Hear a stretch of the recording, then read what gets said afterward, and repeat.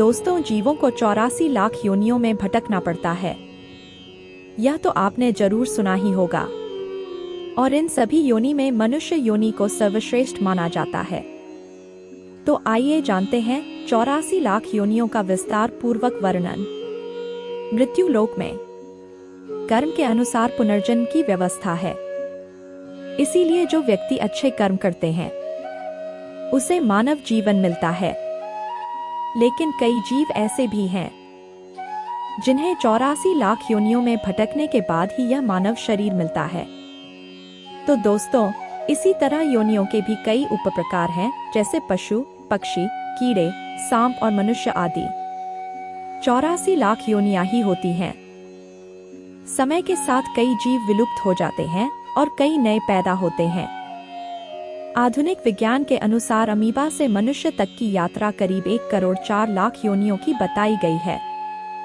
लेकिन महत्वपूर्ण बात यह है कि हजारों साल पहले ऋषि मुनियों ने बिना किसी साधन और आधुनिक तकनीक के ही ये समझ लिया था कि करीब 84 लाख योनियां होती हैं। अब मैं आपको बताता हूँ कि क्या वाकई आत्मा 84 लाख योनियों में भटकती है। तो दोस्तों, आपको बता दूं कि हर जीव की मृत्यु के बाद कई तरह की गतियां होती हैं जो उसकी घटनाओं, कर्मों, भावनाओं और विचारों पर आधारित होती हैं। वेदों, उपनिषदों और गीता में मृत्यु के बाद 8 तरह की गतियां बताई गई हैं, जिन्हें 2 भागों में बांटा गया है। पहली है आगत और दूसरी है आगत में गति।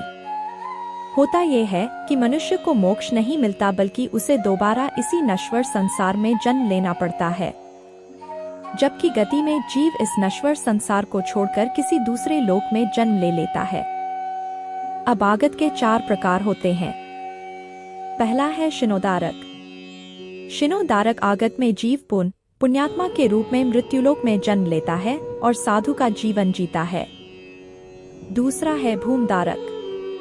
भूमधारक में उसे सुखी और वैभवशाली जीवन मिलता है। तीसरा है आगत। आगत में वह नीच या पशु योनि में जाता है। और चौथा है दुर्गति, जिसमें उसे कीड़े मकोड़ों का जीवन मिलता है। अब दोस्तों, गति के 4 प्रकार होते हैं, जिसमें पहला है ब्रह्मालोक, दूसरा है देवलोक, तीसरा है पितृलोक और चौथा है नरकलोक। दोस्तों, जीव अपने कर्मों के अनुसार इनमें से किसी भी लोक में जाता है। और इतना ही नहीं, पुराणों के अनुसार आत्मा 3 मार्गों से ऊपर या नीचे के लोक में जाती है, जिसमें से पहला है अर्चा मार्ग। दोस्तों, अर्चा मार्ग ब्रह्मलोक या देवलोक की यात्रा के लिए होता है। दूसरा है धूम मार्ग, जो पितृलोक की यात्रा के लिए होता है। सूर्य की किरणों में अमा नाम की एक किरण होती है, जिससे पितृपक्ष में पितर आते जाते हैं। तीसरा है उत्पत्ति विनाश मार्ग और मित्रों, यह मार्ग मनुष्य की यात्रा के लिए है। यह यात्रा एक बहुत बुरे सपने की तरह है। जब भी कोई व्यक्ति मरता है और आत्मा शरीर को छोड़कर अपनी आगे की यात्रा शुरू करती है, तो उसे ये 3 मार्ग ही मिलते हैं। इतना ही नहीं, जिनके पाप और पुण्य बराबर होते हैं वे मनुष्य का शरीर लेते हैं, और जिनके पुण्य कम और पाप ज्यादा होते हैं वे पशु पक्षियों का शरीर लेते हैं, अर्थात वे पेड़, लता आदि निर्जीव शरीर में जन्म लेते हैं। अंत में जीव इच्छा के अनुसार रूपांतरित होकर जीव का रूप धारण करता है। और आत्मा 84 लाख योनियों में भटकने के बाद फिर से मनुष्य शरीर में जन्म लेती है। गर्भ में आने के बाद जीव सोचता है कि हजारों साल पहले उसने कई तरह के जन्म लिए और कई तरह के भोजन भी खाए और तरह तरह की योनियां भोगी, लेकिन अब जब वह गर्भ से बाहर आएगा तो भगवान की शरण लेगा।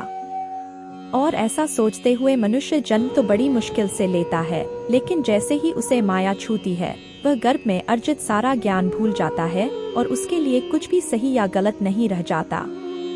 इतना सब होने के बाद मनुष्य अपनी मनमानी करने लगता है और कर्मों के अनुसार दंड पाते हैं और अलग अलग योनियों में भटकते रहते हैं।